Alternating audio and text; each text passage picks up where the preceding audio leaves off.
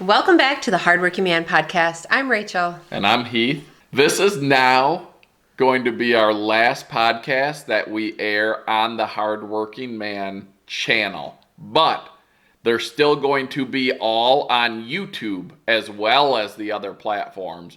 I'll pin a comment in the comment section with a link to the Hardworking Man Podcast YouTube channel. The only difference is it says podcast at the end. So if you like these podcasts, if you want to listen to them on YouTube, you still can. And you just have to listen on our other channel because mixing the podcast with our normal video content just wasn't working with the YouTube algorithm. So make sure to check the pinned comment. Still a YouTube, still Spotify, still everything. Just a different YouTube channel. A lot of you have found it, not all of you have, but we hope everyone can find it that enjoys listening to these and enjoys commenting back and forth with us and getting to know us, because we have a lot of fun with these, but we had to separate it for, I guess, business aspects for the YouTube purpose of things. So just to streamline it. So that one will only have podcasts on it, nothing else. And our other channel will have all of our regular videos on it. So hopefully you enjoy watching both. But if you like one or the other, it's going to be two separate channels, but still both on YouTube. And the podcast will also be available on other platforms. Right. Spotify, Amazon, Apple Podcasts, etc. And I think spring is finally here. You never really know in Michigan because, like, we get 5 what you think is springs a year. But I think it might be here. Like, I walked outside this morning, and it just felt like spring. Well, we have our first outdoor baseball practice today, so that means spring is coming. Well, not really, because in Michigan we play baseball in snowstorms. Well, we have snow in spring, technically, right? I guess so. Well, I did see something that said we no longer will have a day where the sun sets before 6 p.m. until like October, so we are on our way. Yes, thank goodness for the days getting longer, because that means there's more sun to dry the mud up. And Speaking of days getting longer, that reminds me of a story about me arguing with someone at my work who called me an idiot because we were talking about daylight savings time. And I was like, why does daylight savings time exist? Like, I'm over it. Like, we need to get rid of it. Or whatever one. The one when you set the clocks back. If that's standard time or savings time, whatever. We need to quit setting the clocks back. And I think most people would agree. I don't remember which one it was, but it was regarding daylight savings time. And it's probably why he argued with you. You don't even know what you're saying. But no, at that time I knew what it was. But I said, I'm sick of this. We don't need it. Like, there's no point in it. Because initially what that was for was so that the farmers had more daylight during the daytime hours to work in the fields, is what I was taught.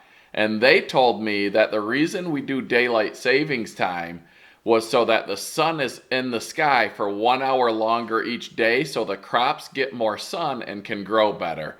And they were dead set that I was an idiot and didn't know what I was talking about, and that they were right. And it blew my mind that they literally thought that changing the clocks made the sun stay in the sky longer so crops could grow longer. And I was the idiot. That the clock dictates the sun.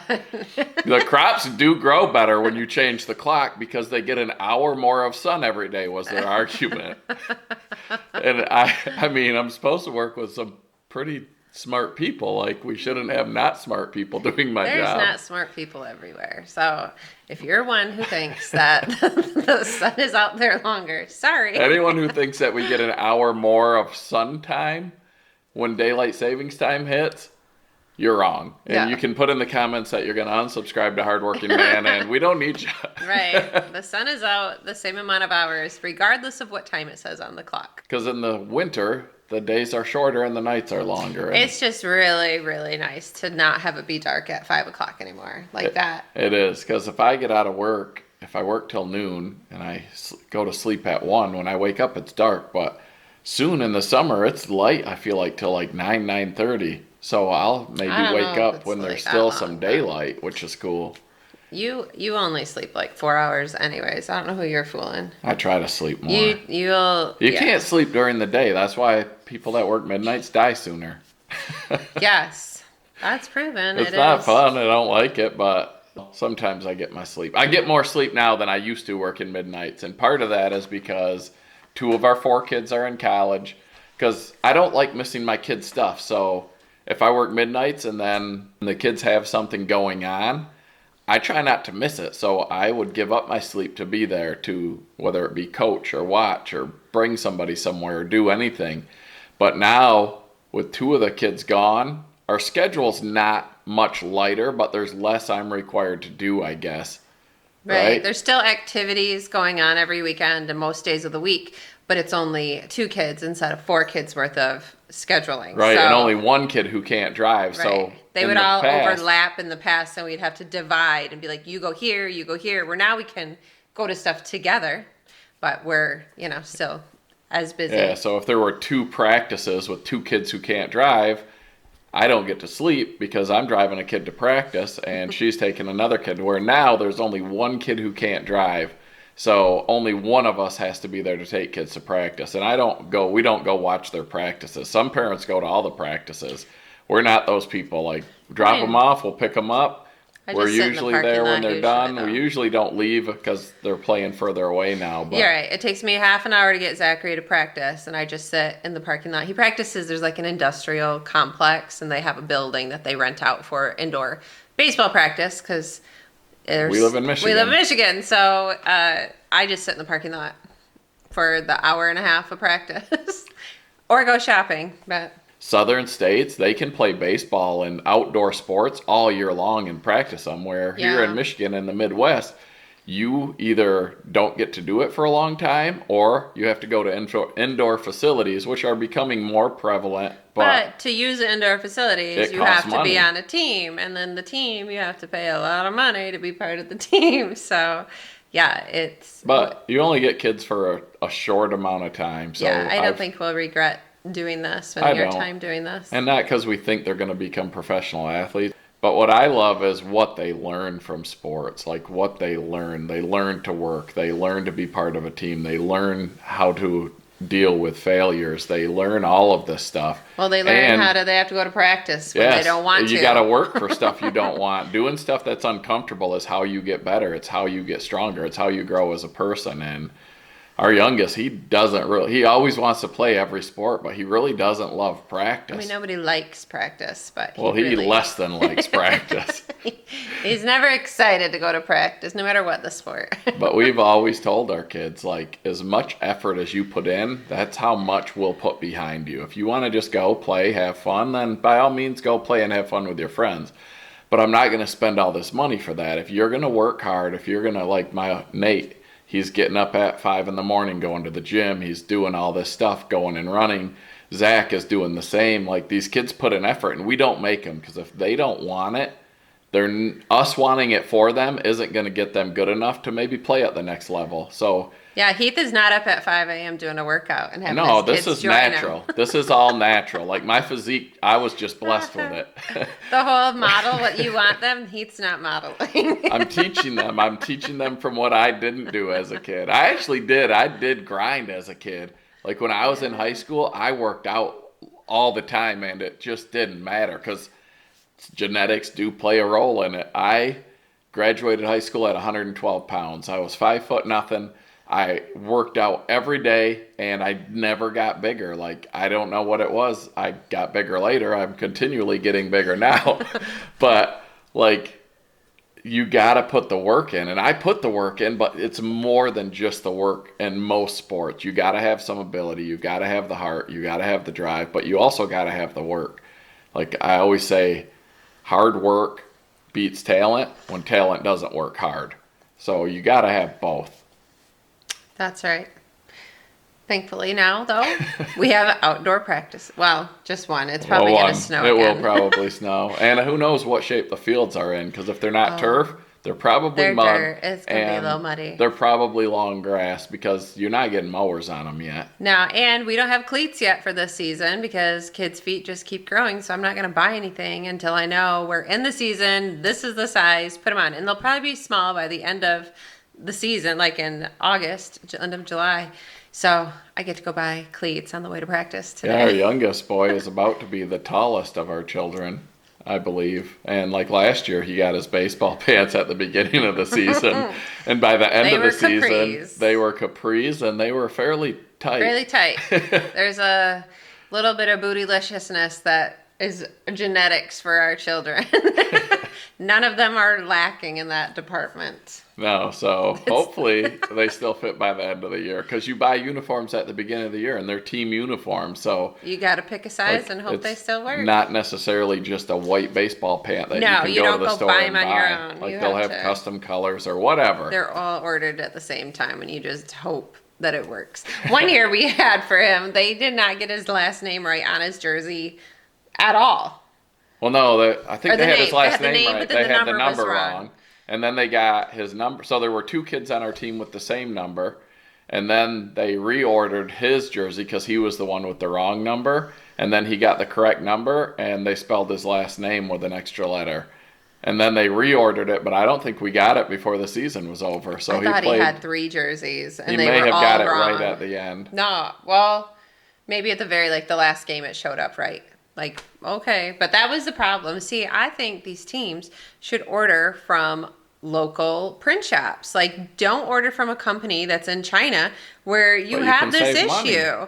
I would rather pay, it's not going to be that much more, and then you're supporting a local business. But when you order from a company in China, you have no one that you're talking to directly. You're just emailing or hoping somebody. And I know our communications, we get companies all the time emailing us that are Chinese-based companies, and the communication is not great. There's a lot lost in translation. And yeah, so then you end up with that problem where you could just bring it to the guy down the road and say, this is what we need, and it'd be done that day. With a lot of stuff, I'm like everyone. I like saving money. You got to save money these days, but there's a lot of stuff where I would rather pay a little bit extra and just get a quality product and get it right and have somebody that you can talk to. That's huge in my opinion. Because we shouldn't have dealt with that. They should have had a jersey out the next day shipped to us. We should have had it by that weekend. There's no reason we had to wait that long and then have it be wrong and then have it another. And it wasn't just us. Somebody else had a problem with that order. And it was what? It shouldn't be this difficult. No, it was definitely this is your job. It's not like you're oh, I never do this. I don't know. This is specifically what you do. Why are you screwing it up so bad? Just ship it out. And we do. I seek out companies that will stand behind their stuff, and if you make a mistake, because there's always going to be, there can potentially be an issue. Stuff fails, there can be mistakes, but how you handle that failure or that mistake, just like in life, if you have a business, that makes a huge difference in if I'm going to continue dealing with you or not. Yeah, I think a lot of people really miss that customer service. Yeah, it's going away because you have to do a lot of the stuff yourself these days, whether it's checking out at the grocery store or anything. I get it. People are they're so demanding and they're so rude. I ran a business where I sewed baby shoes, and on Etsy I had a business for, it was 14 years I did this. And for the most part, the people who ordered from me were amazing. They were wonderful, lovely people. And then there were a few bad apples who would, it was there was a middle of a hurricane. Someone ordered it from me up in Michigan, and they're down in Florida. Guess what? Your mail is going to be delayed because there's a hurricane. I can't control that. Yeah, she shipped them. I shipped it out on time. I did everything I was supposed to do. I provided, you get the shipping, the tracking number, everything. And this woman was it didn't show up. And I was that's not my, I did everything I could. And it's still en route. There was a hurricane. She was demanding a full refund. Yeah. No, you're not. Your product is shipped. It wasn't Rachel's fault. But there has been times, when she ran her business, that people would get them, and maybe they made a mistake and they measured their kid's foot wrong, or there was, and Rachel would always make that right. And yeah, I would just be that's fine. I'll ship you out a new pair or whatever. Or I even. But a hurricane I couldn't handle. And she was very mean and very rude. Yeah. And, rather than try to whatever, I don't have to be, I just refunded her money. And then I got a notification the next day that it was delivered. And I was but that's all right. you take your lump sometimes, I guess. But I'd rather be that company or that person that took care of a person that you probably shouldn't have than one that doesn't take care of someone that you should have. Right. It was minimal. I'm out the money and the time that I spent creating this order, but whatever. So if people are going to act like that, I feel like you got bigger issues and I'll just get you out of my hair, be gone. Right, and just don't deal with them No, again. but I would have, because they were, baby booties. So there's like one for each foot. And I had people that would email me and be like, so we lost one of them, like at the park, like whatever. Is there any way I could, get another? And I was like, no problem. And I just mail them another one, like just one single booty. So I did try to like do that. So when you're like making such an effort to do such great customer service, and then you have people that are just taking advantage and are rude to you, and you know that you're not the problem, it kind of stings a little, and it's not so fun. But then don't own a business is kind of like you're gonna deal with it. All part of it. And you haven't run that business for years. It's been like 4 years, and people will still reach out to her and be like, "Oh my gosh, my sister just had a baby. Yeah, I can't find your shop. Like, right? These were the best shoes ever." And Rachel, even though she doesn't do it, she'll figure out what she can and get them some booties. You got to keep the babies happy. I know. The funny thing is when I'd say I had a booty business on the internet. Oh, yeah. People all thought I was talking about something else. And that was before, like, OnlyFans. That was before lots of people had booty businesses. I was like, legit. No, they're baby booties. Like, they're little slip-on shoes. Does that make you feel better? But do not email us and ask her to make you baby booties. It's only if you're a return customer. Friends and family. She's not reopening the store. We got too busy. We didn't have time for it. No, actually, I quit doing it during... when we moved. No, that was a little bit. But I quit permanently was during COVID because I couldn't source the elastic or the materials that I needed to make the booties. I feel like we should get a government settlement for going out of business during COVID. Yeah. A few $1 million. I should have applied for one of those loans that everybody got. Right? But no. The ones you don't ever pay back? Yeah. So that's why I had to quit it, because everybody was buying all the elastic up that I used to make homemade masks. Yeah, they were. So I couldn't. I was like, well, I cannot run a business, have people make, keep orders coming in and not be able to make them because I can't find what I need. You did shut the shop down when we moved because we got so busy moving and remodeling and everything but the kitchen. We had to turn my office, which was a, work zone, into a bedroom again. So I had to just close it all down. Right. And then when she reopened, it's hard to, you build as you go, and you build your customer base and you build your return customers and your word of mouth. So when she closed for, 6 months, it took a big hit, but then she got it going again, and then elastic disappeared. Elastic disappeared. And then we just got too busy, and she was having to work too hard because she did too good of a job. Yeah. And I told her, I was like, this isn't what you were doing it for. At that time, we had all the young kids. We were starting to get busier and busier, and she did this to have a job, to have a business. Just to have something while she had the extra time, and we were starting to run out of extra time. Well, because I'm always making stuff and creating things. Like even now, I'll make for people that graduate high school, like a t-shirt quilt. So it's like all their t-shirts from when they went to, all their sporting team jerseys or camp t-shirts from, the different sporting camps they've gone to. Just whatever, and then make a big quilt with all that. So that I get people asked, and I do not like making those. But she always does it. Because and people she does will it ask, too cheap. I'm like, you're not charging enough. If you don't have time, you don't want it. It is too cheap. It's expensive for a blanket that they provide. But it's a lot of time and a lot of work. It takes a lot of time, and I do not enjoy it. If I didn't have to sew, because I sew on a stabilizer on the back of the jerseys and stuff, because otherwise they just won't stay looking nice after you wash it. And that part I hate. The whole ironing and steaming that together. If I didn't have to do that, I wouldn't hate it so much. I haven't made one for either one of our kids. And in fact, Joe wants me to, and I have his stuff sitting there. Well, I feel like this. If you go back a few episodes, then I called Rachel a procrastinator, and she denied that fact. She literally has had people, hey, can you make this quilt for my kid? Yeah, absolutely. Let me get the t-shirts from you. And she'll get them, And then they'll sit there for a month, 2 months, 3 months, Well, 4 months. they don't tell me when they need it done by. And then they'll be like, hey, any update on that quilt? And Rachel will be like, oh, when did you need it by? And they're like, Thursday. I need it by Thursday. And Rachel's like, oh, yeah, it'll be done. I'll get it. And so on Wednesday, she starts. And then on Wednesday, she finishes it, and it's ready for Thursday. That's because To you me, take up all my time. That's a procrastinator. I do not take up all your time. It's not like I'm just sitting here with absolutely nothing else going on, nothing to do, and then I'm just I don't like, take up all your time. I take up a good amount of your time, but you spend some of your time reading books and there was one day enjoying your life. I There's was no going- time for that right now. Fool. There was one time when I had to do that, and then you wanted me to go up with you somewhere, and you like pouted the whole day because your little Rachel didn't go with you. I probably had a plan that I needed you for. Right. Like I said, you take up I my need one time. day, and you had months. You were. It doesn't matter. It doesn't matter how long I had to do it. That was when I was doing it, and it didn't work out with your plan. I probably had it scheduled and written on the calendar, pre-planned out, and I was excited to spend time with you, and then you such a stripped it liar. away from me. No, that's not how it works. I bet it is. It is wake up in the morning and be like, whoa, let's go right now.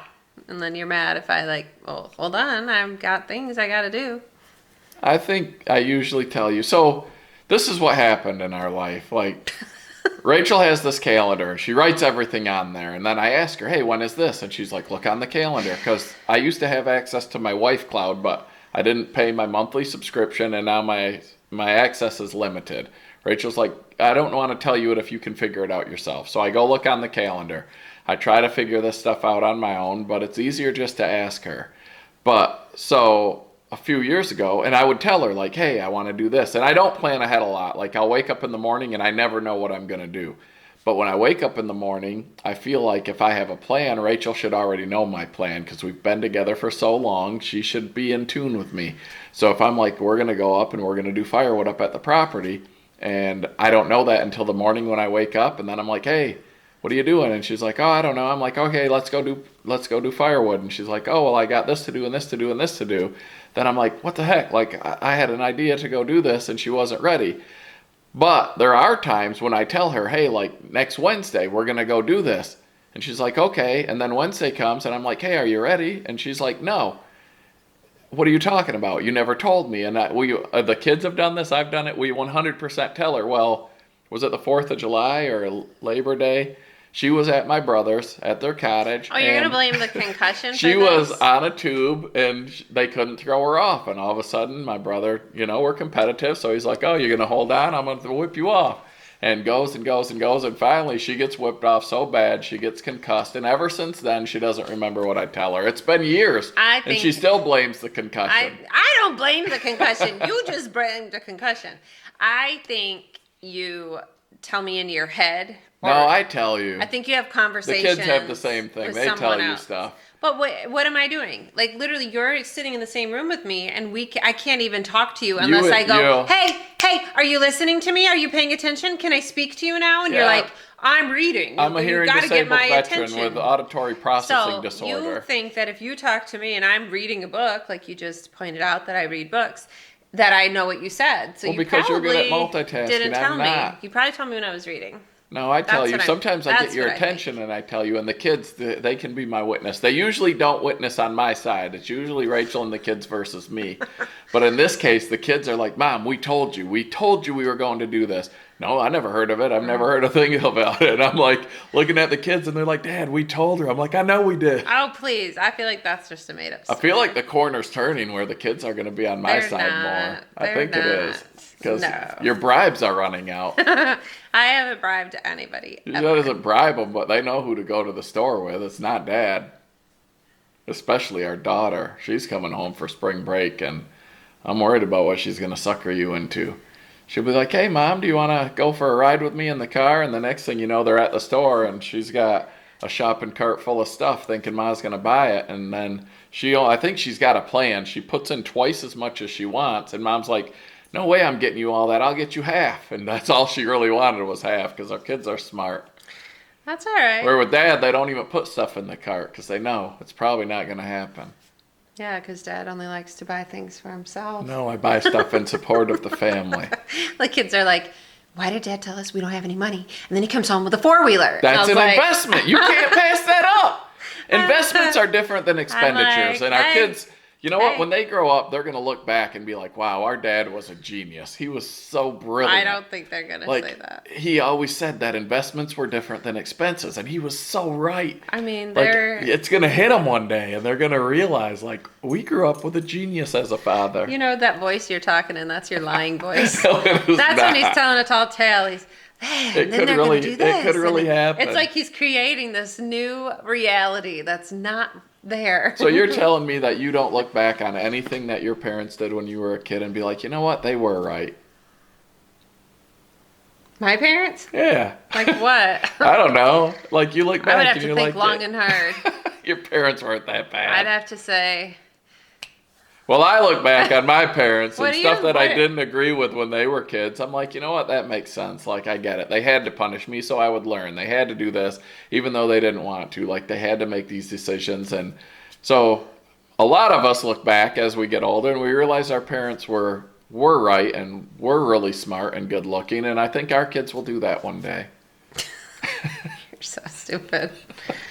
Oh, gosh, that voice. It's that voice, that tall tale voice. I don't think my voice has changed. It totally switches when he's telling She says it changes when I talk to my mom, Oh, too. my gosh, I know the second, if it's his mom, he's like, hi. Oh, whatever. Hi. You're full of it. Hello. He talks in this little high pitch. I'm like, that's your mom, isn't it? My mom will still make me sandwiches. My wife won't. Yeah, the worst part when you're sick, you were like, can you go make, not just like a quick little, you're like, I want a fried chicken sandwich with this and this, like a gourmet meal. And I was like, ugh. When you're sick, you need certain stuff. It's like women when they're pregnant and they're like, I need peanut butter and pickles. I was like that's I just needed a chicken sandwich. That's quite a tall order all of a sudden. You weren't doing anything. Evidently not. I was just there for you. Bringing up people being sick. Who will agree? We were talking about this at work the other day. Men get sicker than women. Like, tell me that's not true. Like, when we're sick, I think it hits us harder than when women get sick. Because women are always like, oh, you sick, you act like you're dying. Like, us men, we really almost die when we get sick. Like, that's a real thing, I think. Yeah, it's different. It hits us different. Yeah, that's because you can go and like, if I'm sick and I'm laying in bed, I will have 3 of you come up and go, so what's for dinner? And literally ask. Even if you're like, well, I'm not asking because I'm expecting you to make it. I just wondered if you had any ideas. Like, what you want. I'm trying to service your needs. That's not it. So that's kind of like never. Because like when I'm sick, I wanted a chicken sandwich. So when you're up there, I'm like, hey, girl, I love you. I know you're not feeling good. No. What would you like for dinner? Anything you want, I will make. No. At an expert level. See, you got that voice. He literally turned into that voice. And you think that that's me asking you for input of what to make. I know what I would make myself. A ribeye or a pizza. I'd buy the pizza or I'd make the ribeye. I don't need your help with those decisions. And if those don't work, I'm going to make a nice burger. But I want to know what you want so that I can fulfill your wants and needs. Why do you talk like that? There's no change. Awful. It's such lies. We got recorded proof now. Yeah. My voice is the same. You're gonna hear your voice change into this. I don't talk like that, Rachel. It changes. You go from this booming blah blah blah to like creating it's like a creative writing assignment. You're just making this whole thing. Because it's passion. I'm passionate about my love for you. Yeah, our kids are going to watch us and go, Dad is such a liar. He is so cringe. But when our kids are our age, they're going to watch this and go, you know what? Dad was right that whole time. And he was a genius. Mom is such a jerk. They have said you're a jerk before. Oh, okay. That's fine. I always say you want your kids to listen to your boys. I think maybe boys especially. I want my boys to respect me as a woman and to respect me as an authority figure. And I think you have to be a little crazy or they won't. Like you just do a little. Have them convinced that you're a little crazy sometimes. Just because they like to push limits and they like to see what they can get away with. And if they're not quite sure, like if mom is actually going to do, like if my mom says, if you do that, then this is going to happen. And they're like, pretty sure she might, there's a chance my mom is going to march out there on the baseball field and whip my tail on the way back. So I'm probably not going to do that. Well, our kids know not to show disrespect to people out on the sports fields because we see it. Like, you see kids out there, and if that was my kid, mom would be pulling them off the field by their ear. Mom would. And But dad would be telling the coach, sit him on the bench, Well, and he's doing the run laps when it's over. Like, we don't play with that. We don't play. We raise our kids to be respectful, whether they agree with someone or disagree. You be respectful to people. You don't be disrespectful. And we Right. see it all too much. Well, but there's Like, a lot of parents who allow that and are like, They well, I promote told him, and then they act like they or don't they have say, a... if you do this, this I is was going to like- happen, and it never does. they never do. Figure that out quick. That's why I said, you just gotta like, do you think I would go do that? And they're like, maybe. I'm just not risking. I'm not risking it. Mom might do that.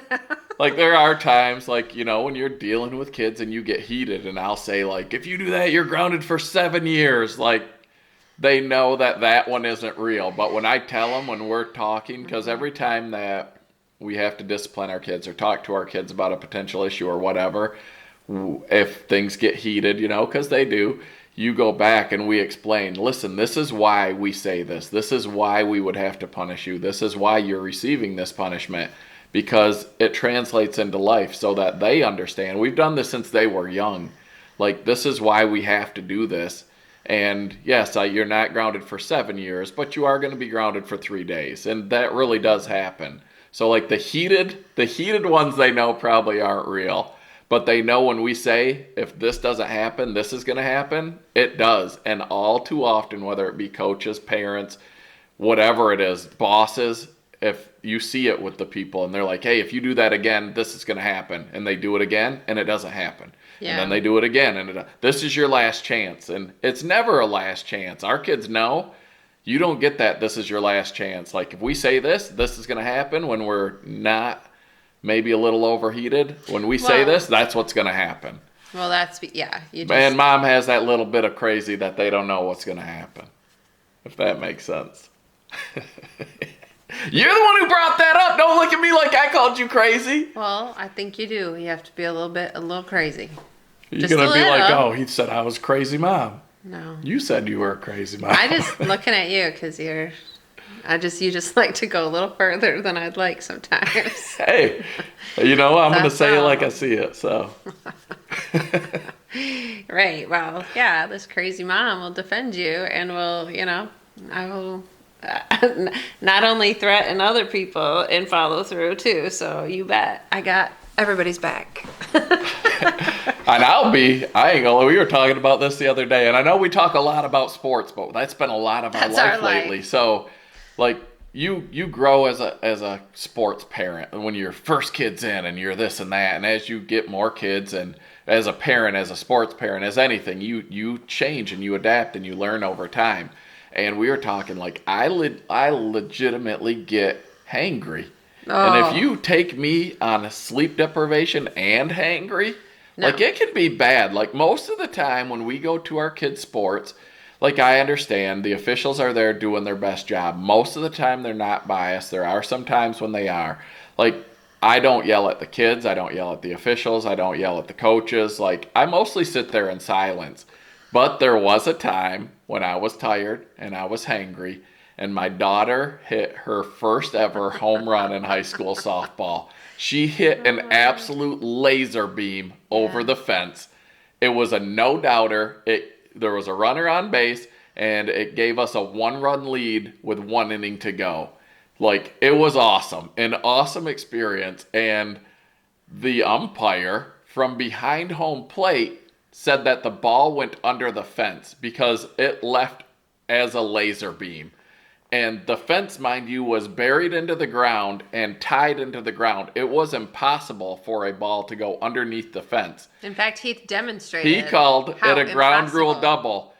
And I was going out to get my daughter's first ever home run ball so she could keep it. And as I'm going out there, I see the umpire come out and point her back to second base. And I was like, what?